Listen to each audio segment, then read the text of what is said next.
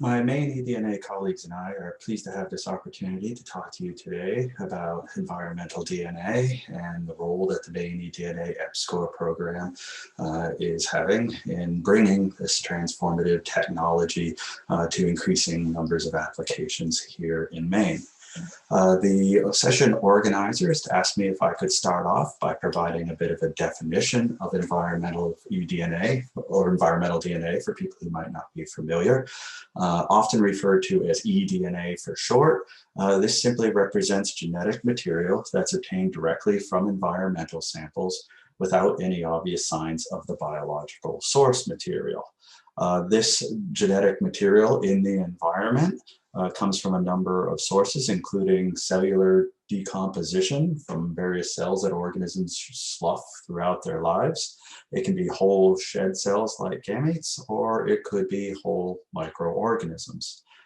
From the standpoint of environmental sources, the most common one you'll often hear about is the DNA that can be collected within water samples. But we also have environmental DNA studies underway around the world, looking at eDNA in soils, sediments, and even air.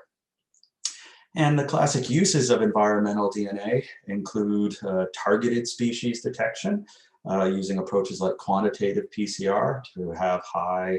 detection capabilities for particular organisms of interest. We also have targeted quantification, in which, again, tools like quantitative PCR are used to come up with an abundance of eDNA copies in the environment and correlate that with the potential biomass or abundance of an organism. And then the third common use is community characterization, where next generation DNA sequencing approaches like metabarcoding are used to amplify and read potentially thousands, tens of thousands or more copies of DNA that are identified back to many organisms, often within a particular broad taxonomic group. So what is the Maine-eDNA EPSCoR program? Well, this is a $20 million NSF-funded research infrastructure improvement grant funded for a 5-year period with the vision to make Maine the DNA Coast, a world leader in eDNA-based partnerships, understanding, and sustainability of coastal marine and freshwater ecosystems.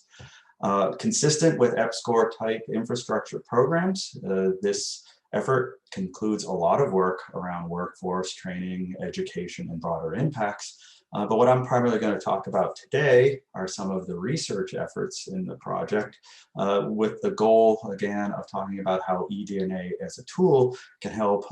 provide new capacity for us to address quite a few major sustainability challenges of Maine's coast. So hopping into our first thematic research area, sustainable fisheries, we're building out capacity related to improving our ability to conduct and monitor effective species recovery efforts, and also our ability to promote sustainable coastal industries like aquaculture and shellfish harvest. For goal 1.1, ecosystem-based restoration, eDNA past, present, and future, I'm leading a team of researchers who are using alewife restoration as a model system, where we're applying eDNA tools like metabarcoding to understand what the contemporary role of recovering alewife might be in the food webs of coastal ecosystems. And then on the also kind of going back in time, we're using eDNA locked away in lake sediments as a means to reconstruct historical baselines for presumed restoration, by reconstructing what alewife abundances and communities may have looked like before Europeans introduced new predators, dams, and pollution to the landscape. In the project related to promoting sustainable coastal industries like aquaculture and harvest, Nicole Price of Bigelow Labs is leading a team to look at what we refer to as the larval black box. And what this essentially represents is the fact that many of the shellfish species, from scallops to lobsters, as well as a number of algal taxa that are being cultured, are very dependent on this early life stage, where often the microscopic early life stages are very difficult to study. And so Nicole and the team are applying eDNA approaches to better understand the production, transport, and ultimate recruitment of these organisms. And I encourage people to attend Phoebe Jekylek's talk from this theme area a little later in our DNA session. In the theme 2, harmful and shifting species theme, we have two capacities that we're building out. One is to improve our ability to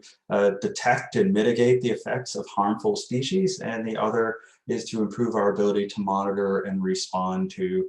changing ecosystems due to processes like climate change and species invasions. So for goal 2.1, harmful blooms, population, community, ecology of toxic threats,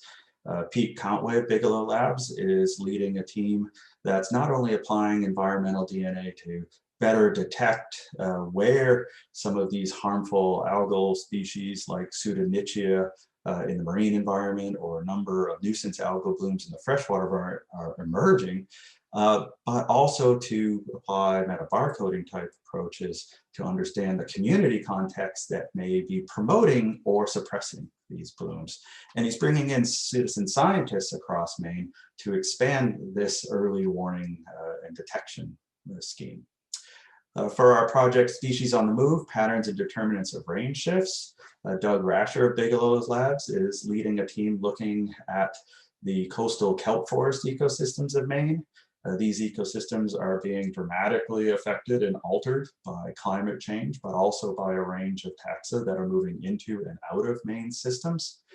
What Doug and his team are looking at is applying high-resolution meta-barcoding approaches to not only better characterize how these ecosystems are changing, but also characterize aspects of these systems that may make some more or less resilient to these new pressures. In our third theme area, macrosystem eDNA integration, what we're really looking at here is conducting often multi-scale or large-scale research in a collaborative fashion.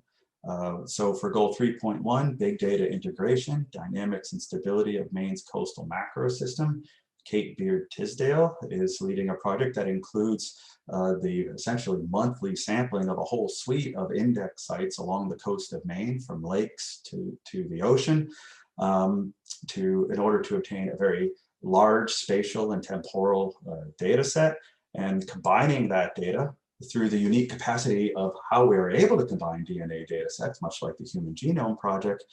with the various genetic data being generated by these other projects to provide an eDNA data set that we can analyze with big data, looking at kilometers and days to centuries and thousands of kilometer scales, spanning lakes to the coast to understand major biodiversity patterns. And then in our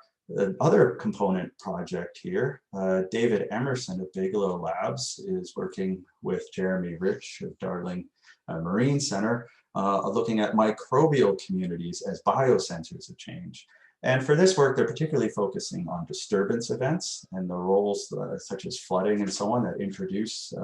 sediment and nutrients into marine environments. And here they're not only trying to take advantage of the ability of microbes as potentially sensitive biosensors, community characterizers of these types of disturbances, but they're also digging in with eRNA to look at metatranscriptomics and the role that these microbes are actually playing in processing some of these nutrients to basically produce ecosystem function